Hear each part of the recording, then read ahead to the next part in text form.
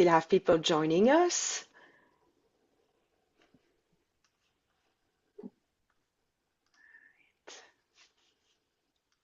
Lovely.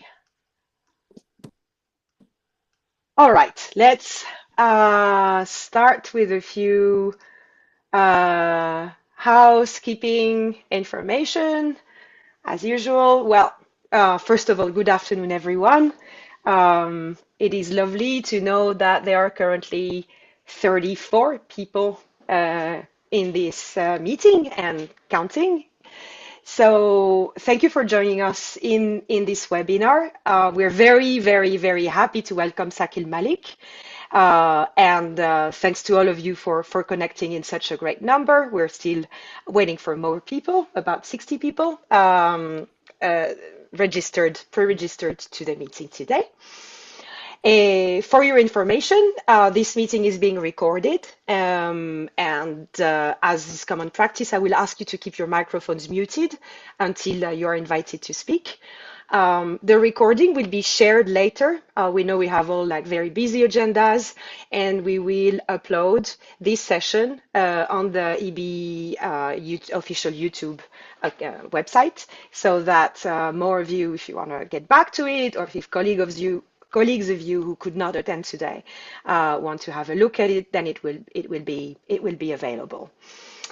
Okay, this is for a start. So just the once is no hurt. We're going to start with some pessimistic note, and those who know me know that it is not my habit. But I think we're all aware that the world is experiencing a moment of severe disorder. That applies to our politics, our economy, and even, I would say, in a certain extent, to a whole system of values based on international cooperation, international understanding, which, as you know, are the soul of our organization. The United Nations system, along which IBBY was born in the second half of the 20th century, is going through severe questioning by the very states that once contributed to building it. For all these reasons, and because children are very often the first victims of the recent conflicts, the wars, social injustice, and natural disorders, our mission is today more meaningful than ever, and so is our work. And yet, we're all aware that we're working in a very adverse context in which our resources are very often fragilized. No matter what the global situation, the economic situation is or has been, we have to be honest, funding has always been a key concern for many IBBY sections. And I'd like to add, as you know, that it's also a concern for this international office from which I'm talking to you today. Also, these difficulties are not proper to IBBY. They threaten many other organizations like ours. And this results in us like being many to compete for resources in a panorama that continues changing and which forces us to adapt constantly. So this justifies the importance for us as IBBY members to build up capacities and strategies to sustain our future. As you know, this will be the whole point of this seminar. And I'm sorry to come with a spoiler alert, but unfortunately today we will not be given with a magic wand to solve the equation of financial sustainability. It's even likely that we will leave this seminar with more questions than answers. But this is just a starting point of a very necessary conversation. How can we strengthen our financial foundations without losing our independence, our values, our sense of purpose? How can we move towards a more strategic and confident approach to resourcing our work? How to engage with public institutions, with public partners, private partners, and even with our own memberships in a way that feel ethical, aligned, and empowering. These questions that were shared with us by Sakil will then be the starting point of this very constructive reflection. I'd like to thank Sakil Malik for being with us today, connected from the East Coast of the United States, and for accepting to bring his experience and expertise to our community. Sakil Malik holds advanced degrees in international education leadership and policy from the University of Maryland and a degree in development economics from Aligarh University. He's fluent in 4 languages. He's the chair of the Global Book Alliance, a global partnership dedicated to ensuring that every child has access to quality books, reading materials, and the support they need to learn to read. He brings more than 30 years of experience in international education, literacy, and organizational strategy. He's also the co-founder and chief executive officer of the Global Center for Innovation and Learning, where he works with civil society and educational organizations to strengthen systems, expand impact, and build sustainable growth pathways. He's held senior leadership positions in many organizations, including the Manhattan Strategy Group, Childhood Education, World Learning, and the ILA, an organization that I guess many of you know, as it is an organization in official partnership with IBBY, and for which he has served as Director of Operations for over 10 years. He has directed large literacy initiatives funded by USAID, UNESCO, and other major partners.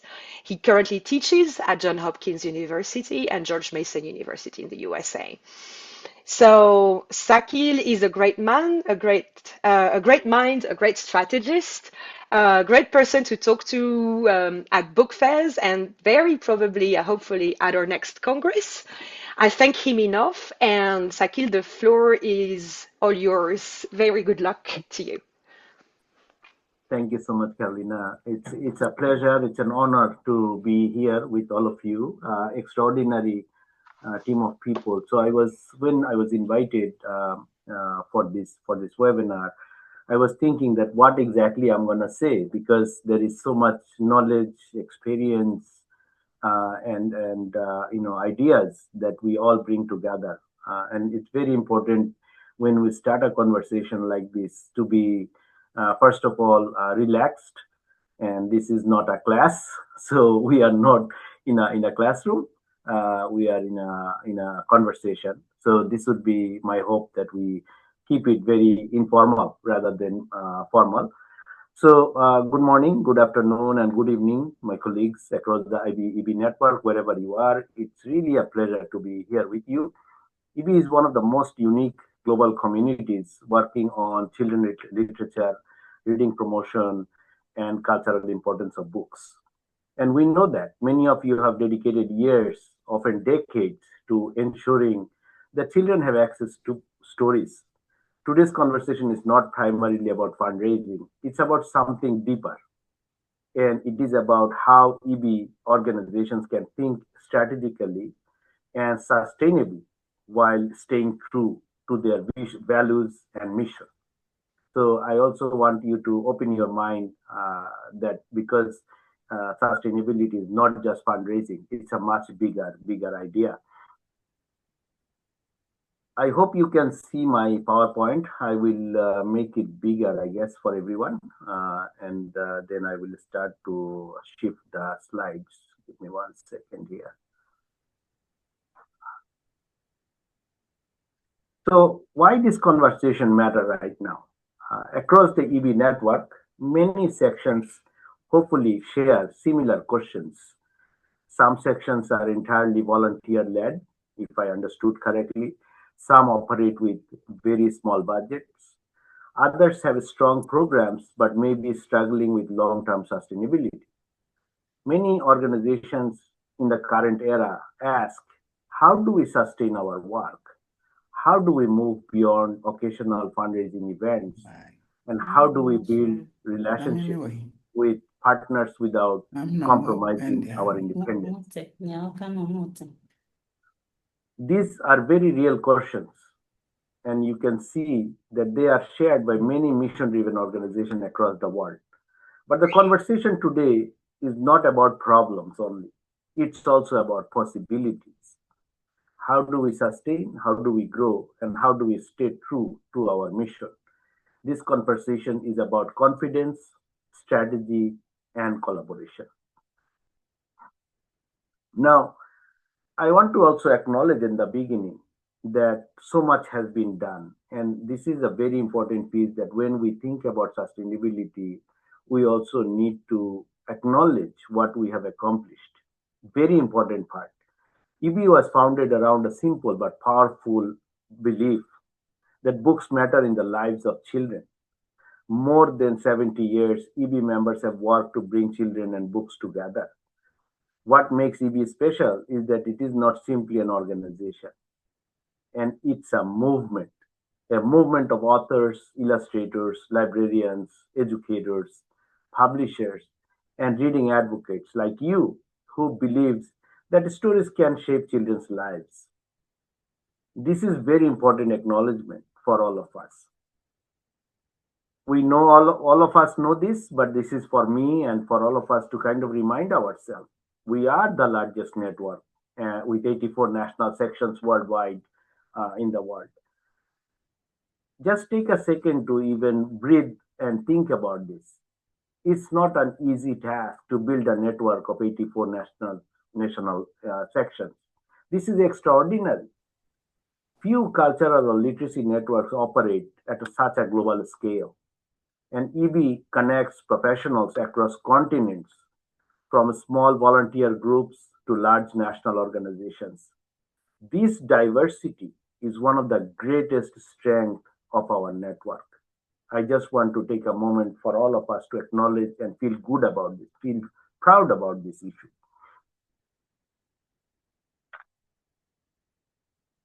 It's also very important to think about the network that is growing. So when you think about, okay, what is sustainability? How are we going to move forward? Well, we have been moving forward, and new sections have been established as we speak. What is especially inspiring is that the network continues to grow. New sections have been established in countries such as Ethiopia, Nigeria, Bulgaria, Laos, Morocco, and the Philippines. This tells us something very important. Even in the rapidly changing world, the ideas of promoting children's literature, reading remains deeply relevant for everybody. Now, books matters everywhere. One of the most powerful aspects of EB's work is that it reaches children even in the most difficult circumstances. Recent projects supported children affected by war, conflict, and disaster, including initiatives in Ukraine, Turkey, Lebanon, Afghanistan, Gaza. In those contexts, books are not simply educational tools.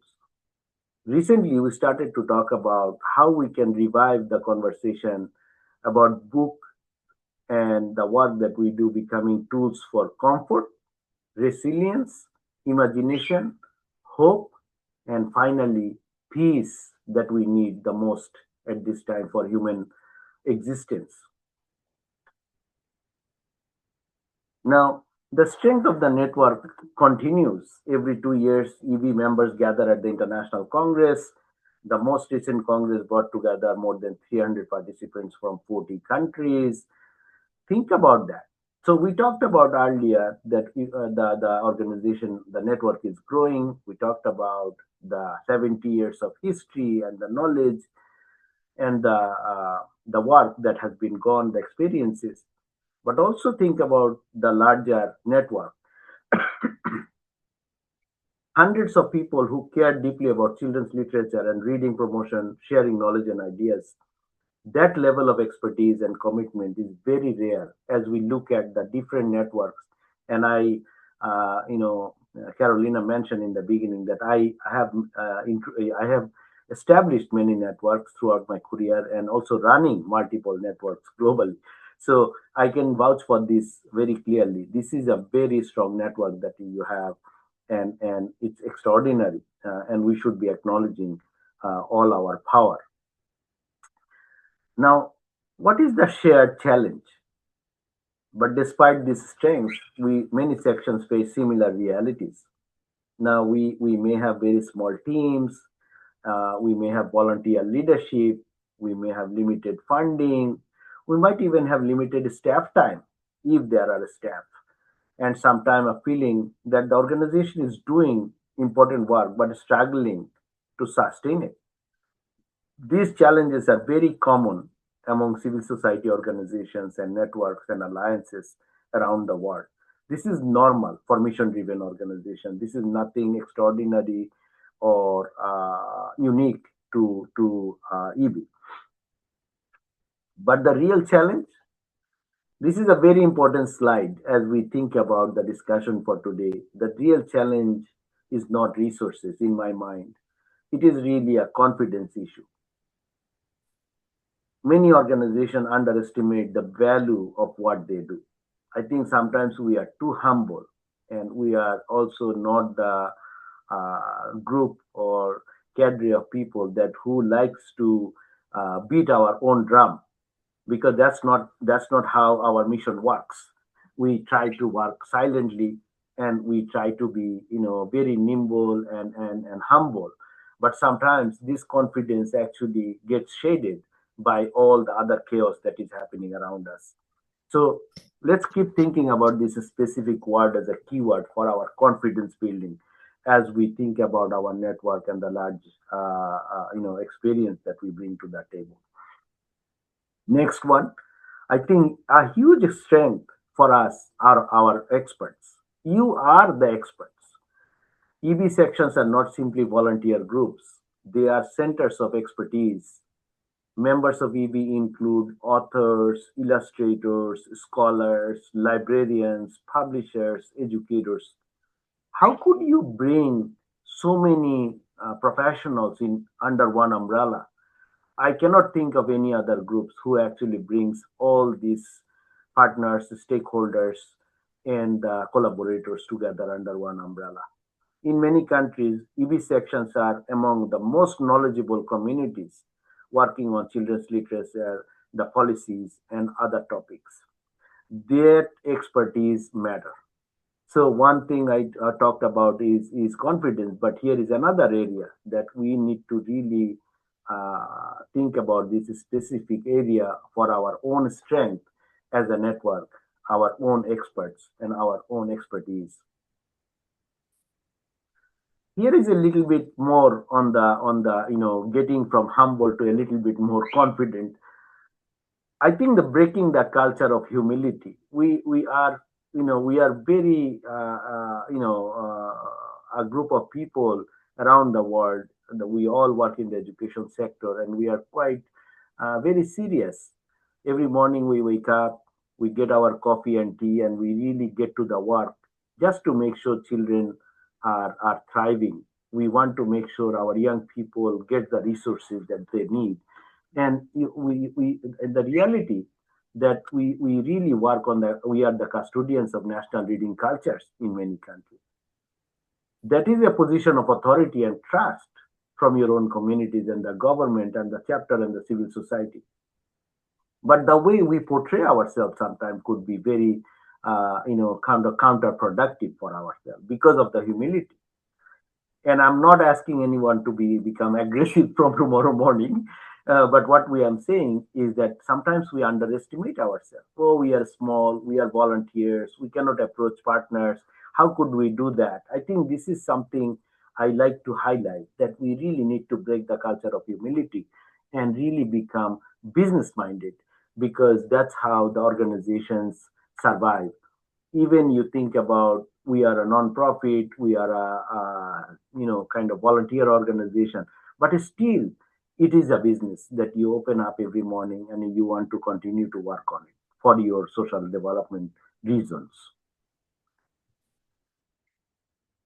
Very important assessment when we think about our future and the sustainability are our assets. So what are the assets we talked about? We talked about the expertise, the relationships, the connection, the credibility. These assets are the foundation of sustainability. Every section already has assets. Relationships with the schools and libraries, relationship and connection with authors and illustrators, knowledge of the children's literature ecosystem, a trusted reputation which nobody can break, And these assets are often more powerful than financial resources because money comes and goes. But this is sustainable that you saw for 70 years.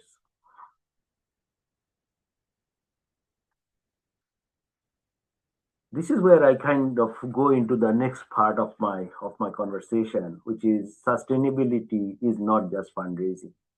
We have seen many organizations actually fall apart even though they have money. And I can give you 5 examples, 10 examples right now that they had money even in this crisis time, but they are struggling just to survive, to be relevant for what is happening around us. So you look at this circle and think about these 5 areas that I have mentioned here: the partnerships, the network, the visibility, the membership, and institutional relationship. And this is when people hear the word sustainability, they often think about only fundraising, but sustainability is much broader. It includes sustainability with the partners, your visibility that is sustainable. You need to think about the network, and money is a part of sustainability, but it's not the whole story. It's also very important for us to understand the resource ecosystem, how resources are allocated, either it's in kind or in cash.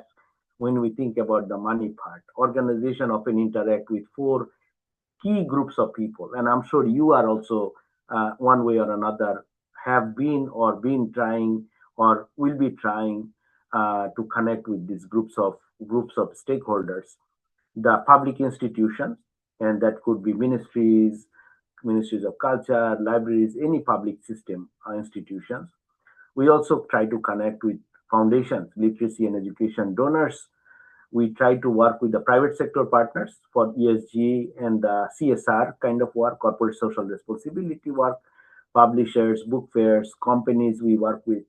And then we work with communities, the membership, volunteer, and educators that are in our larger ecosystem. Even EB already uses this model. EB itself is supported through multiple revenue streams. So when you think about your chapter, your sections in your own country, there are a lot to learn from EB's own model because there are a lot of strength in the EB's own model. There are membership contribution, there are publishing partners, there are foundation sponsorship, there is private donation and project fund. You can think about many of these ideas, but how do you execute these ideas in your own environment and own context? And it's not one solution, it's a building a diverse ecosystem of resourcing. I think this is also one very important topic, and I can talk more and have when we talk about the Q&A section, we can elaborate more on diversification because depending on one way of operating and fundraising really is not sustainable. Examples of partnership which can bring sustainability is very important, which is mission aligned partnership. We recently saw examples very clearly: Nemi Island, Ashi Shibam, Shenzhen I Read Foundation, MIDP Farm. These are really amazing examples because these partnerships support reading promotion programs and international awards. What is important is that these partnerships support the mission rather than changing the mission. So it's really important, how do you align with partners whose strategic mission aligns with your strategic mission. And unless this alignment happens strategically and politically, it's very difficult to get the resources that you need from a specific partnership.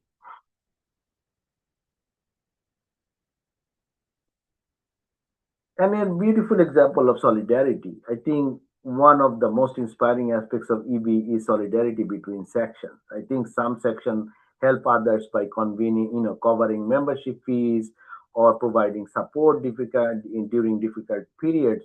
This kind of collaboration shows that the network truly functions as a community. It's not just a affiliate of network of affiliates, but really actually the spirit of solidarity is huge example of alliances. And I can give many examples like this. Many of you know World Vision, many of you may know Save the Children. the alliances actually support each other.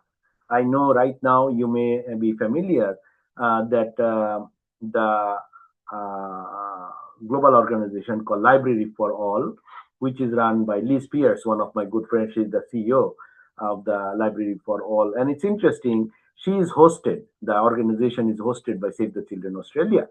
So it's interesting that how did that partnership actually form, and how resources are now being operated from Save the Children Australia to run the organization.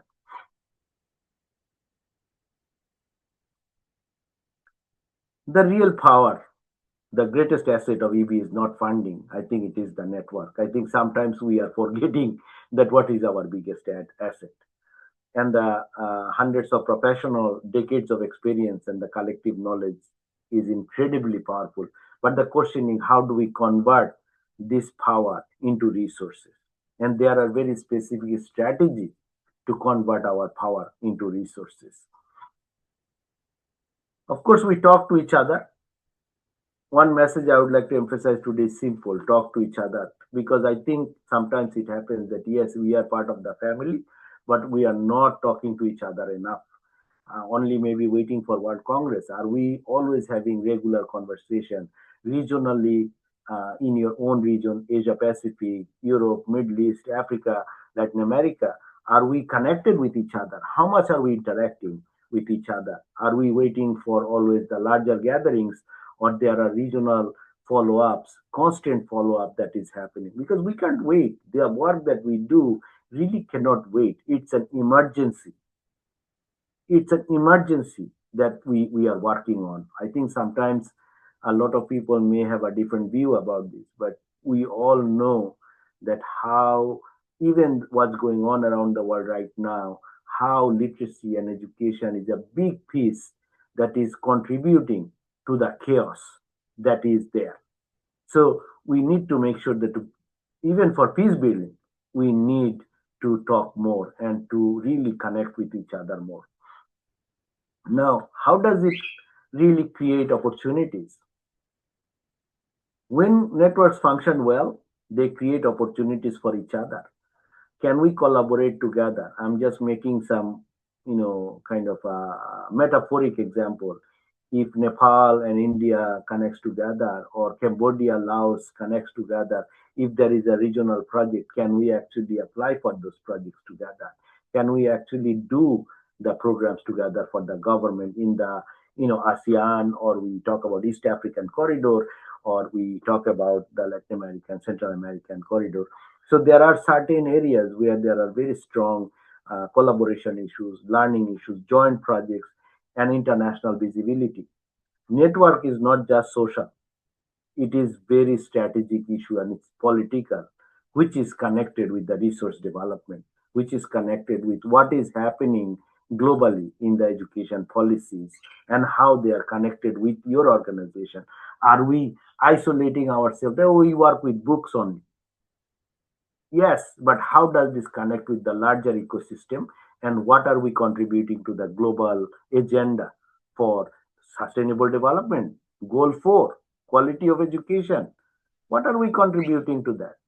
World Economic Forum is saying there are 16 skill set that young people need. How does our work connect with the 16 skill set that World Economic Forum is advocating and touting for?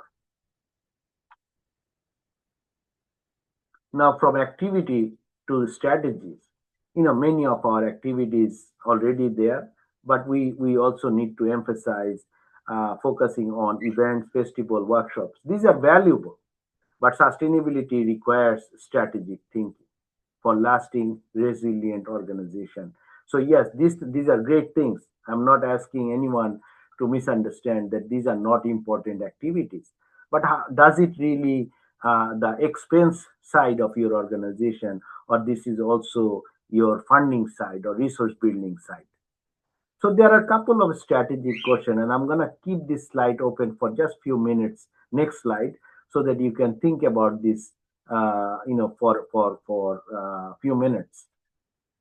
There are a couple of strategic questions for us to think about, and we will be sending the slide to everybody. So don't worry, you don't need to take notes unless you want to. There are a couple of questions we ask ourselves. What role do we want to play nationally in your own country, wherever you are? Who are our natural partners in that context? What are our strongest assets? Where do we want to be in 5 years? Is it the same way, or we want to really go and grow, and how do we contribute to the national policy on books and the education system in that country? These questions help move organization from activity to strategy. And you do different value system. You see the horizontal and curve uh, and you see the four boxes. How do you really do this vertical and relationship and the horizontal relationship really, and influencing high influence and low high partnership value.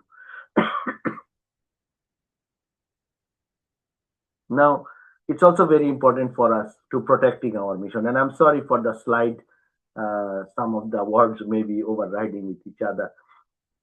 So while we do all of this, we also need to make sure that some organizations worry that partnerships or funding coming from different sources might compromise our mission.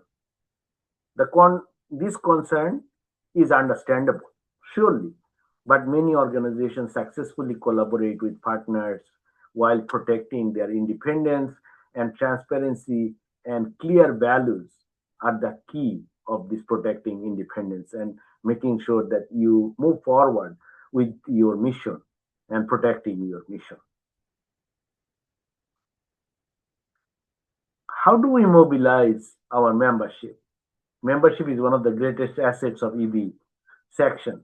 And members are experts, they are advocates, they are connectors, they are the consultants.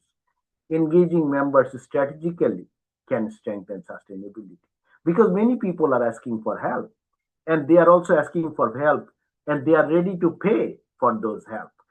But if the chapter would like to go into that kind of environment where mobilizing membership for providing national level consultancy or national level support to larger activities or the policy work, how do we really organize ourselves to be successful in that area, which can bring some additional resources for the organization. But it's also important to think bigger, and the ideas that we already know, our role, play a national role and potential national role in reading promotion in the country, children's literature issues, literacy advocacy, cultural policy. I can also give you another example from Global Book Alliance that I chair. We have supported global policy development for book policies in many countries last 10 years around the world. Still, you will be very surprised. Hundreds of countries in the world do not have any book policy for young children. So this is not surprising, I guess, for all of you. But how do we help the countries to build book policy and enact them as a law so that our work becomes easier and our mission gets accomplished?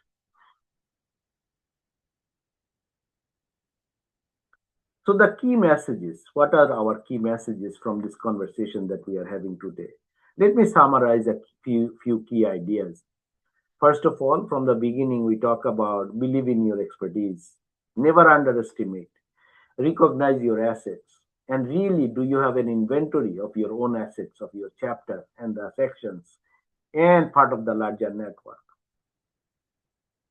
Build partnership thoughtfully and strategically, that which partnerships will not only bring resources but would be longer term, and how can this be helpful for your chapter's own sustainability. Use the network, because if you don't if you are not utilizing the network itself for your sustainability and fundraising, then it's a loss. And of course, we need to think long term. Having strategic plans for each of our chapters is a very important piece. As an organization, we need to develop our own plans. And if we don't have a plan, I always say that how are we executing a plan? And then finally, some reflection questions from me to you. Your section's greatest asset. Who are your natural partners? Which EB colleagues could you collaborate with? And again, at the end, EB is not simply an organization. It is a global community built around the belief that books matter. Sustainability is simply about ensuring that this work can continue and grow. I really want to remind everyone and remind myself that when we saw many examples around the world, it was really extraordinary that resource building actually was not just asking for fund. Alignment of the right partnership, strategic relationships really brought longer term sustainable resources and diversification really build the organization's future. So, with that, I thank you all for listening to me, and hopefully, there will be some time for question and answer. Thank you so much.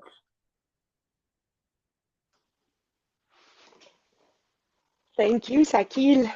Thank you very much. Yes, I think we do have a time for questions and answers. Absolutely. Sakil, how do you want to proceed? You left us three reflection questions in the slide before the last Yes, about the assets, the natural partners that each of your sections have, and also which colleagues you collaborate with. Maybe we could use that as a starting point and sure, sure. invite, we have many sections represented. I can't pull out a number right now, but we really have a great sample of the EB community. Maybe some of you could share examples, experience about your own sections Yeah, we can take the question or comments on your or chat any board or other question, of course. yeah, yeah, of course. And if you want to raise your hand, you want to speak, you are most welcome to. Either way, if you feel you want to write or you want to speak, just let us know, and we are here to accommodate as much as we can.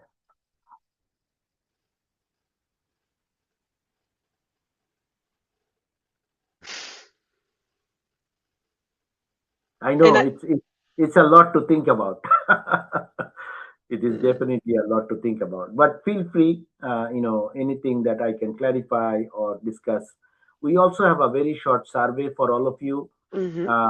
Not about my performance here. It's about your organization. We'll be sending that out to you at the end, so you can also reflect on the kind of, I call it self-assessment for your own organization, and that data you can use for the future of your planning. Because I have organized some data. Yes, thank you, Carolina, for putting. She put the form online. We are collecting this data on as part of EB so that we can support you. The headquarter can also build new ideas how to support your chapter.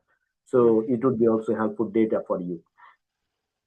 Any questions, comments, examples from your own, experiences? Mm. Jane, yes, EB Ireland. Hi, good afternoon, everybody, and thank you very much, Sakil, for a very clarifying and thought-provoking, as well as inspiring, presentation. Because we do need to remember that a lot of good work has been done and is being done currently, right at this moment. And we must thank our secretariat in Basel for tremendous work at the minute. So can I just say thank you very much. My question, and one of the most useful things you said, was IBBY is not IBBY is not an organization, it's a movement. Now, that suddenly was like an epiphany going off in my head, because we've been presenting as an organization, and people in organizations expect something. People in movements expect to contribute. So I would love you to say a little bit more maybe about presenting around that to our prospective members and in our prospective situations. Thank you so much, Jane. Thank you, first of all, for your kind words. I think the mindset is the issue, right? Because ultimately, if we don't believe it, I cannot sell the idea. You know, I sometimes joke about this because I'm a salesperson, and it's interesting when I go out and sell ideas. I try to influence minds, but if I'm not influenced myself and confirm about my identity, I cannot sell the idea, right? So this idea, we need to believe that we are a movement, and that's how we portray our work. And I think the idea that we are a movement, it has very solid data that we have been a movement for 70 years. Otherwise, we would not be here, you know. So how do you portray that image? And as I said, I think there is something I'm kind of sad about this in a way, but this is a reality in our social development sector. I call our all of our work part of our social development movements around the world. One of the issues is that we are amazing people, brilliant, intelligent people, but one of the thing I saw that we are one of the worst marketeers. We are not business people, and we need to think about this. Think about for a moment how many times you hear Coca-Cola in a day. And why do you buy Coca-Cola? But how many times are we actually beating our own drum?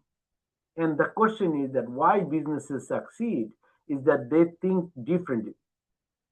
And we need to start thinking differently about our business model for our own mission. Nobody is crying because a child did not get a book. I work on book supply chain issues around the world, right, as part of Global Book Alliance. And I say, okay, you see blood and you start crying, oh my God, so many people died here, right? Because it's an emergency. But when children are not getting books, nobody is crying. Nobody is crying around the world. The children are not getting educated, except us. I think we need to make this more powerful emergency. And then how do we really support the public, support the civil society, support the community, creating the culture of reading, that your national interest, your national future, your national GDP actually connects with reading and literacy. And there is hundreds of data now, hundreds of studies around the world that how a literate mother changes the world, how it changes the children's future and the health of the mother. It's very clear to everybody now.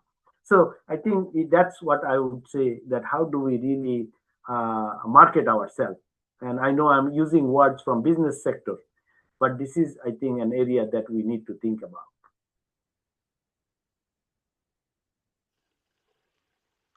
Questions, comments from anyone? Yes, I would like to invite Hamza Ibrahim, who raised his hand. Hamza is our new colleague from IBBY Yemen. Okay, thank you, Mr. Sakil, for this informative session. It's amazing and important information to be well considered during our work. Actually, I want to clarify more about any collaborative platforms that we can use during our funding. Actually, we have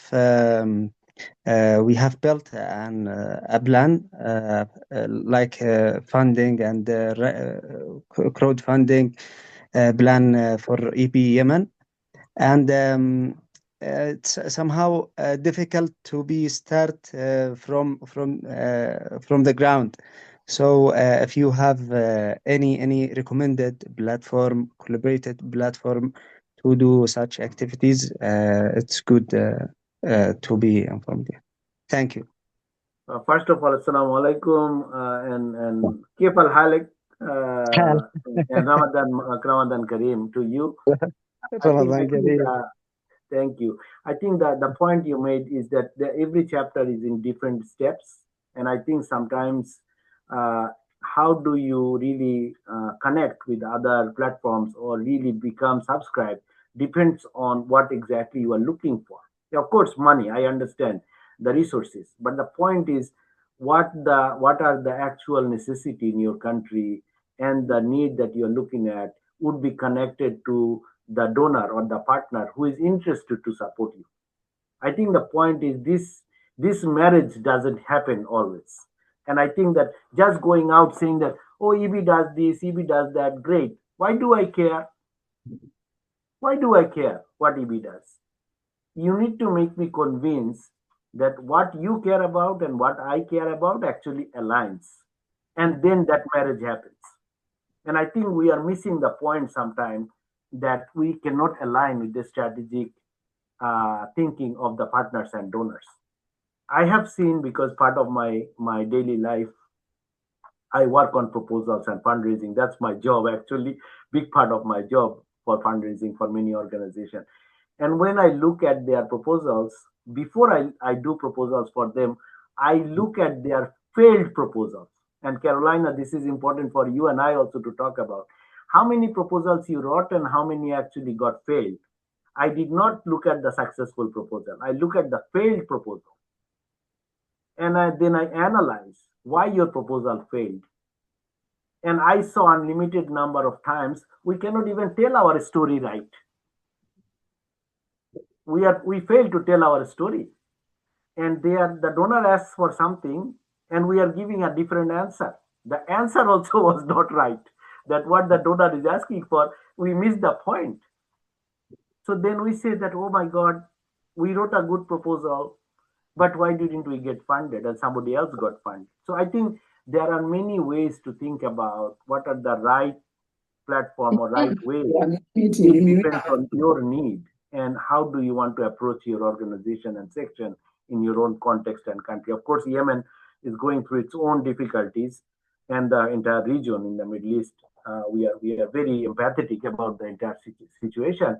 But at the same time, even when there are stable environment, and they, you know, everywhere there are different issues in each country, but we need to align with the actual partner's strategic mission, and our mission has to align. Otherwise, fundraising continues to be a difficult task. I hope this is helpful for you. Yes, thank you. Thank you so much. Any other comments, questions from anyone? Sakil, if you are interested, I will send you the strategic plan that was drafted by IBBY Yemen at the end of last year when they applied for membership to IBBY.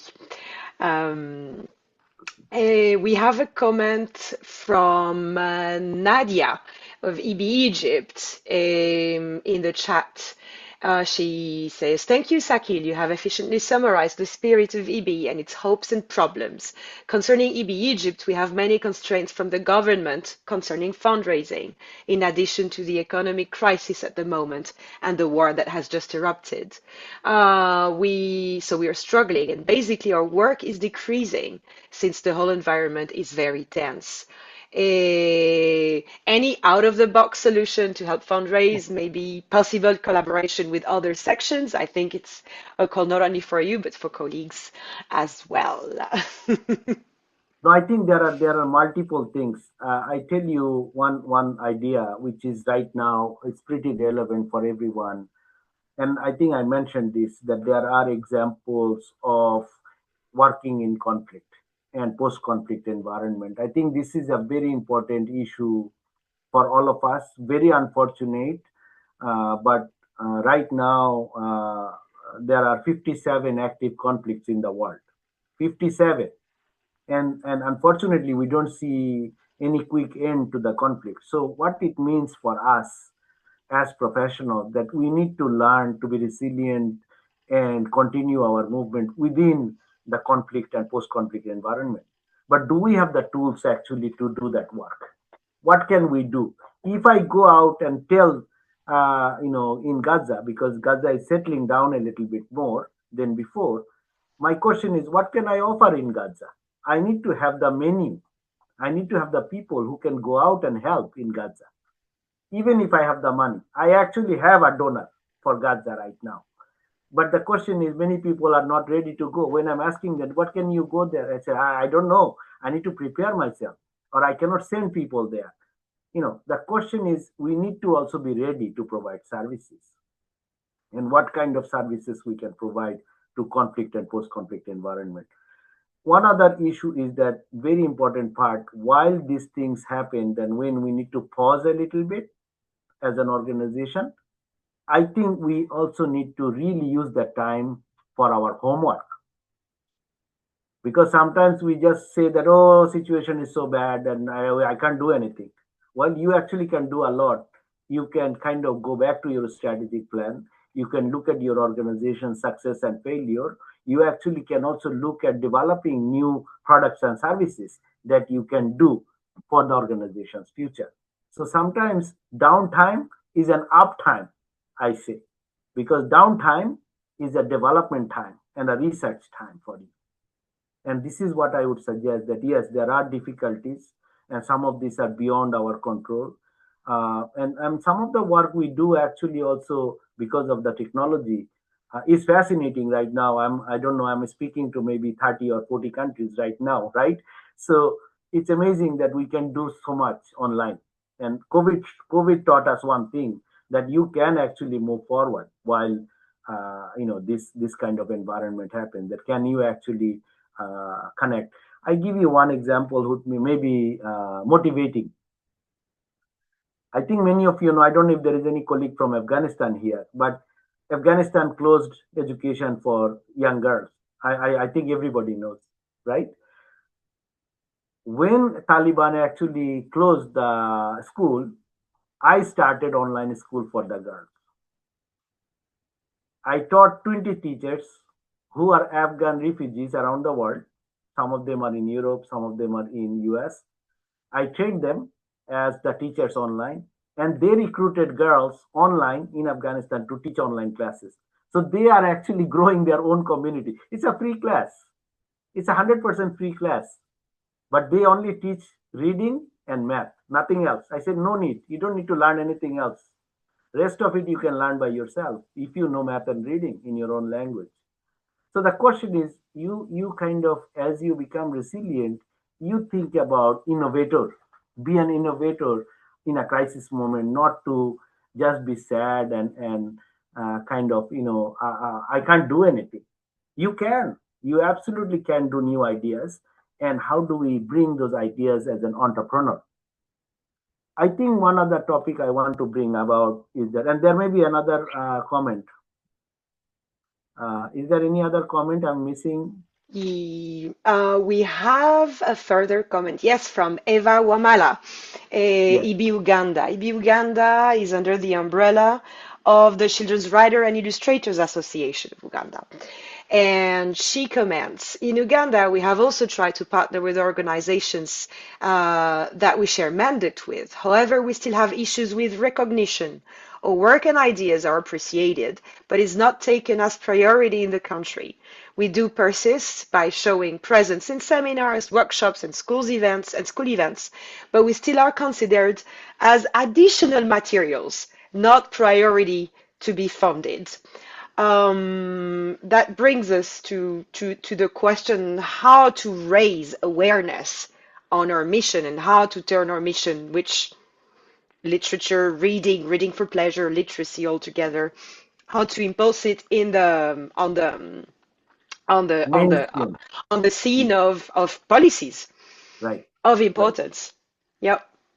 Right. So there are a couple of ideas, and for the friends in East Africa and Eva, Jambo, Karibu Sana. I think the point is very well taken, because I think there are two issues here. Are we talking to ourselves all the time? This is a question to ourselves. Maybe we are very happy with our family. We are always talking to the same crowd. We need to venture out a little bit more, because are we talking to the actual networks or organizations who are not part of our normal day-to-day conversation? As soon as I saw your story or the comment on the box, I'm thinking about three organizations actually right now in my mind in East Africa who may be very interested to connect with your chapter. I don't know if you already know Asante Africa Foundation, which I worked with very closely. I'm an advisor to their board. And actually, they are in three countries, Tanzania, Ghana, and Uganda. And the CEO, Jeffrey Kasangaki, I am a mentor to him. He is a mentee. And he actually works on the level 4 for girls schools in entire Uganda. and these are adolescent girls. IBBY would be a perfect partner for them, and they have resources. They are getting funding from donors. So if you partner with them and you bring this service to the young girls clubs in those schools, maybe there is amazing partnership there. I'm just cooking new ideas right here. So I'm trying to ask you that think outside, of your normal day-to-day network, and in an entrepreneurship model. How do you really get into the mainstream of the conversation of the policy and the implementation, and not the regular community? Yes, we always talk to the publishers. We always talk to the, illustrators, authors, and our reading people. But that's not where the funding gonna come from. Funding comes from other entities. And are we really developing those relationships and communication with them? And another big piece is how do we communicate with them? This is a very, very crucial issue. We cannot really present ourselves the way we present ourselves to us. We need to present ourselves the way they want to hear the language. And their business people's language is very different than our language. They don't even use the same words for the same things. They have different keywords. How do you use a business conversation with them? Why is it important for you? Meaning that the business entity will give you money, but why is it important for them? Right? So this is really, yes, please, of course, Eva wrote, I'm going to look for a Santa Africa Foundation, and I'm happy to connect you with them once when you connect with me. It's easy, very easy to connect, and then you can talk to them. They are out of many of the counties in Uganda, and they would be very interesting organization for you. Any other comments, question? I think we are over 1 hour, but I don't know. I'm happy to stay a few more minutes, no issue. Any questions, comments for anyone?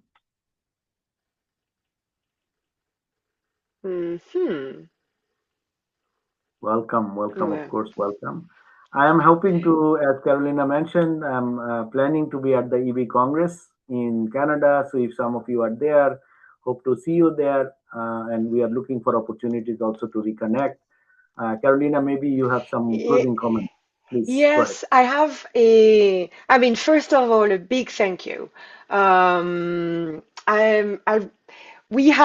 This is with PowerPoint, the conversation we had when we met in Frankfurt, and all the recent conversations we had with Reza. And I really like the way you actually map all the elements that we need to take into consideration, just to draw a strategy, just like the different ingredients that are there. It's very, I think, clarifying.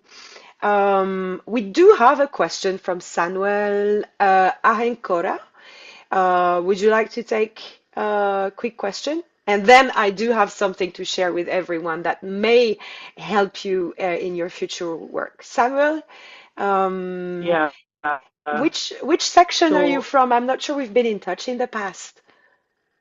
Yeah, I'm from Ghana. And, oh, cool. Okay. Welcome. Wonderful. Go ahead, please.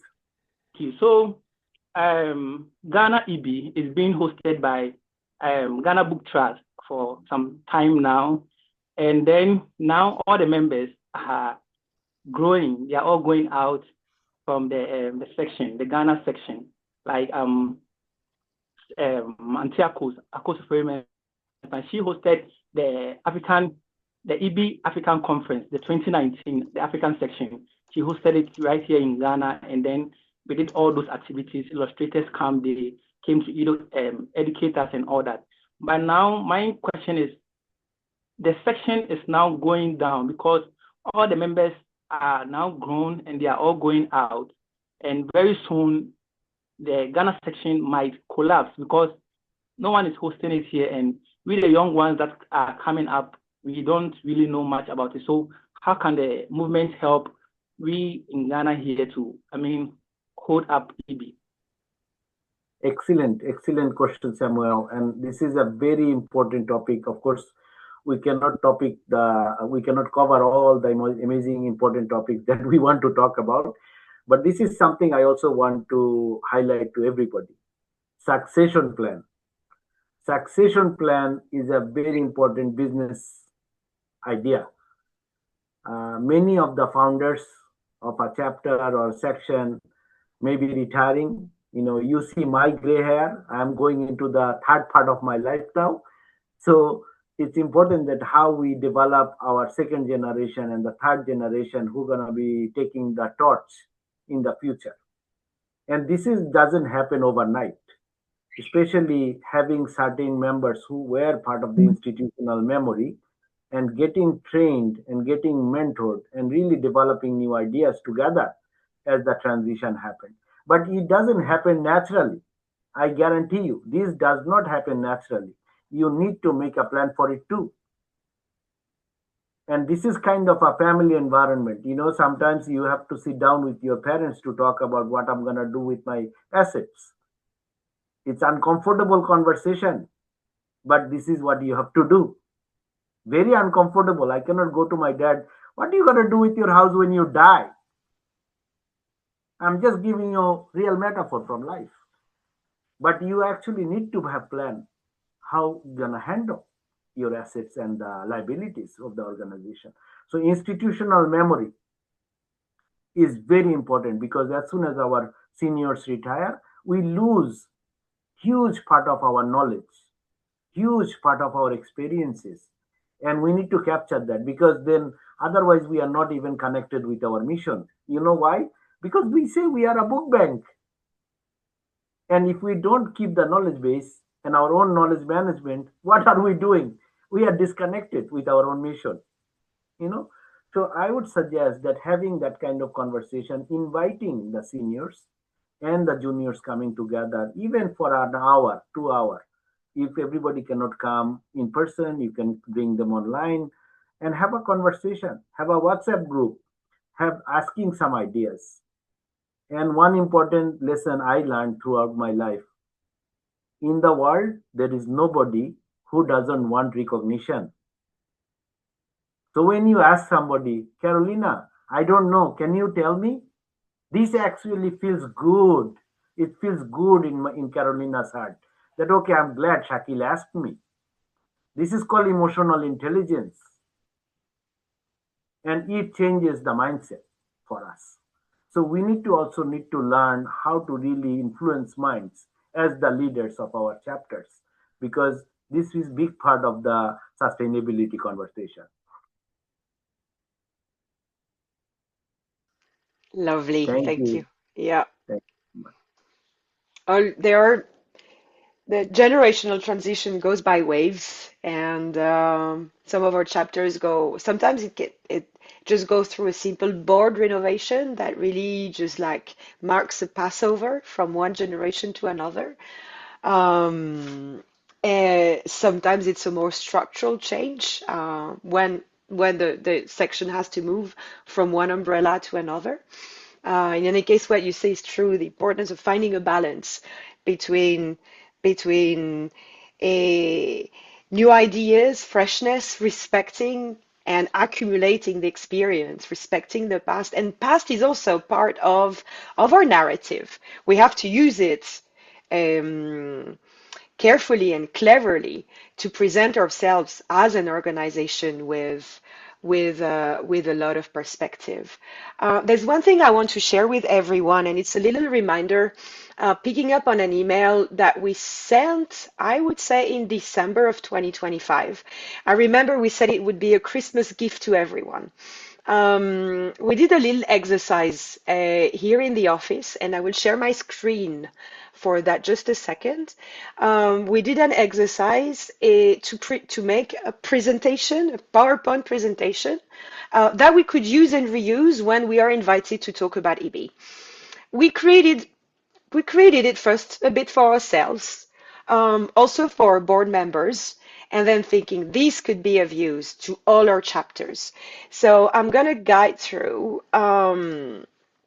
this. I hope you remember the document, but I'm going to guide you through it. It is hosted on the IBBY website in the member site, which I hope you all use regularly because it's very useful. And this is where, as you know, you find correspondence, the important regulations, documents, reference documents. If you want the logo, for example, you will be able to download it here.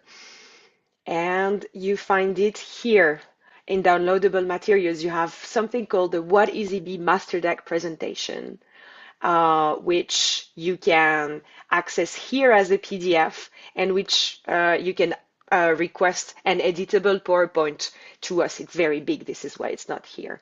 And it looks like this. And I think that it covers, like, it's, of course, speaking from the international perspective of our network, but it covers our mission, it covers our history, it covers our programs, it covers our events, it covers our different lines of action.